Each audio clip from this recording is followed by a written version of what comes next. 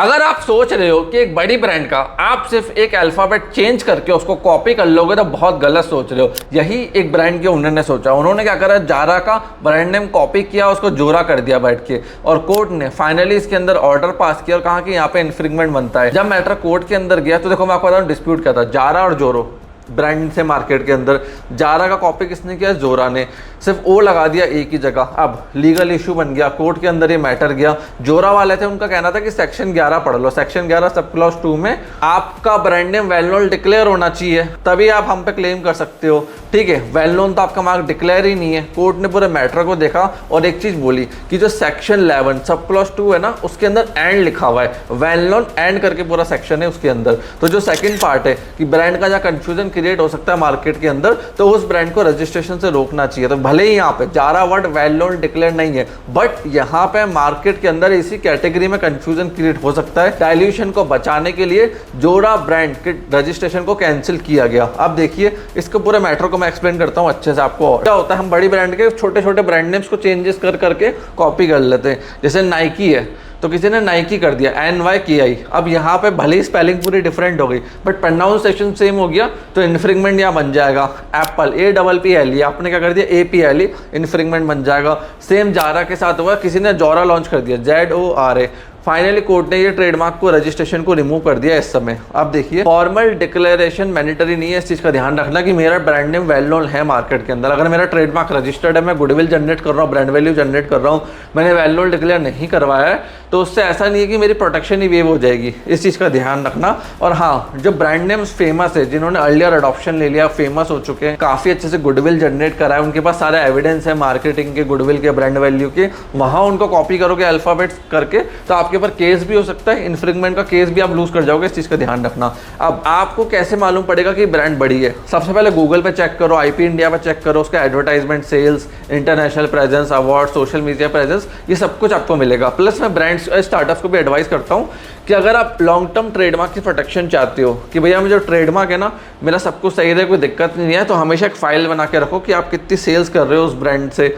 ठीक है, मार्केटिंग हो गया, आपका एडवर्टाइजमेंट हो गया, आपकी ब्रांड वैल्यू हो गई, हर चीज़ की एविडेंस संभाल के रखना। और देखो कोर्ट के क्लियर कहा है कि वेल नोन डिक्लेयर होने से ये नहीं है कि भैया वेल नोन डिक्लेयर है तभी प्रोटेक्शन मिलेगी, उसके बिना भी प्रोटेक्शन मिल सकती है। इस चीज़ का ध्यान रखना। अगर कंपनी और ब्रांड के पास एविडेंस है, हाँ कंपनी ब्रांड के पास जीरो एविडेंस है, कोई एविडेंस नहीं है, देन वेल नोन कैटेगरी है, उस कैटेगरी में कोई प्रोटेक्शन नहीं मिलेगी। इस चीज़ का ध्यान रखना। वेल नोन की एप्लीकेशन अलग से आती है, 1 लाख रुपये गवर्नमेंट फीस होती है, फिर रजिस्ट्रार अपना डिसीजन देता है उसके ऊपर बैठ के। बट ऐसा नहीं कि आज मैंने वेल नोन डिक्लेयर नहीं करा है, मेरा ट्रेडमार्क रजिस्टर्ड है, कोई दूसरा आके उसमें रजिस्टर्ड करा के चला गया कि भैया तो वेल नोन है नहीं, उसको कौन सी प्रोटेक्शन मिल सकती है।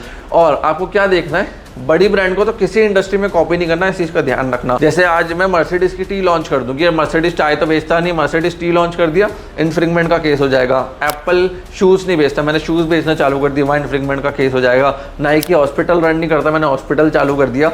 तो बड़ी ब्रांड्स को किसी भी इंडस्ट्री के अंदर कॉपी नहीं करना है, इस चीज का ध्यान रखना। विजुअल अपीयरेंस से लेके, स्ट्रक्चर से लेके, कंज्यूमर मेमोरी से लेके, हर चीज कोर्ट देखता है ऑर्डर पास करने से पहले। क्या ये ब्रांड मार्केट में सही में कस्टमर को कंफ्यूज कर रहा है, नहीं कर रहा है? हाँ, इंग्लिश वर्ड से, कॉमन वर्ड से, जैसे प्राइम हो गया, वाव हो गया, एक बर्गर हो गया, एक सैंडविच हो गया, इन सब के राइट्स नहीं मिलते हैं। इस चीज़ का ध्यान रखना। जब तक आपने 20, 30, 40, 50 साल मार्केटिंग ना करी हो इंग्लिश वर्ड्स की, तब जाके आपको एक्सक्लूसिव राइट्स उनके ऊपर मिलते हैं। समझ गए इस चीज़ को? और इंटरनेशनल रेपुटेशन भी मैटर करती है। आज मैं India, Dubai, America, US, China, Switzerland हर जगह ऑपरेट कर रहा हूँ, हर जगह रजिस्ट्रेशन है, तो उसकी ब्रांड वैल्यू भी अलग होती है। इस चीज़ का ध्यान रखना। आपको बैड फेथ के अंदर कोई भी ऐसा ब्रांड नेम कॉपी नहीं करना है, ना उसको रजिस्ट्रेशन के लिए अप्लाई करना है। अल्टीमेटली गवर्नमेंट फीस का भी नुकसान, टाइम का भी नुकसान, जो ब्रांड वैल्यू आपने जनरेट करी है उसके लिए भी नुकसान। तो पहले ब्रांड को पूरा अच्छे से चेक कर लो, A to Z कुछ कॉपी तो नहीं है। मार्केट में आप डिजाइनर्स के पास जाते हो, कई बड़ी ब्रांड के इंस्पिरेशन के चक्कर में वो 99% कॉपी कर देते हैं। वो इंस्पिरेशन नहीं होता, कॉपी होता 99%। उसमें क्या होता है, आपका लोगो बना दिया, वेबसाइट बना दी, पैकेजिंग बना दी, साइन बोर्ड बना दिया, विजिटिंग कार्ड बना दिया, डोमेन ले लिया, आपने मार्केटिंग ले लिया, अब लाखों रुपए इसमें बर्बाद हो गए आपके। तो आपको कॉपी करना ही नहीं है। बड़ी ब्रांड्स को खासकर इस चीज़ का ध्यान रखना है। अल्फाबेट चेंजेस करके गलती से वो रजिस्टर्ड हो भी गया, कल को रेक्टिफिकेशन आ गई उसके ऊपर, वो रिमूव हो गया, फिर आपका नुकसान। रेक्टिफिकेशन भी चलो टाइम टेकिंग होती है, सामने वाले ने आप पे केस ही फाइल कर दिया, फिर आपका केस में पैसा गया, टाइम गया, एनर्जी गया, और आप कंफ्यूजन में रहोगे जब तक केस चलेगा, हारेंगे जीतेंगे। अब ब्रांड को एक्सपेंशन करूँ नहीं करूँ, समझ रहे हो इस चीज़ को, बहुत ज़्यादा डैमेजेस होते हैं। तो हमेशा यूनिक और अच्छा ब्रांड नेम लेकर आओ। देखो ब्रांड नेम हमेशा देखो यूनिक रखो, सिंपल सा एक सोल्यूशन दे रहा हूँ, यूनिक ब्रांड नेम सबसे अच्छा रहता है, जो कहीं भी आसपास कुछ भी करके नहीं मिले उस क्लास के अंदर।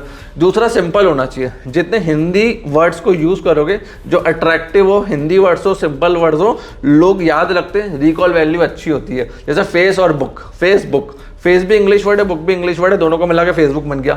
इंस्टाग्राम इजी है, देखो जितना इजी रखोगे उतना कैची बनेगा। जोमैटो बहुत इजी है, टमाटो से जोमैटो बनाता है, इस चीज़ का ध्यान रखना। तो इजी सिंपल छोटे वर्ड्स रखो, यूनिक रखो, उनकी ब्रांड वैल्यू जनरेट करो, मार्केटिंग करो, और वर्ड मार्क रजिस्ट्रेशन फिर उनके करवा लो। सो फ्रेंड्स, मैं आशा करता हूँ इस वीडियो से आपको काफ़ी कुछ सीखने को मिला होगा। कोई डाउट क्वेश्चन रह गया, कॉमेंट सेक्शन ओपन है, कॉमेंट सेक्शन में कॉमेंट करके मेरे से पूछ सकते हैं। आपने इस वीडियो को यहाँ तक देखा, हम लोग सपोर्ट दिया, उसके लिए धन्यवाद।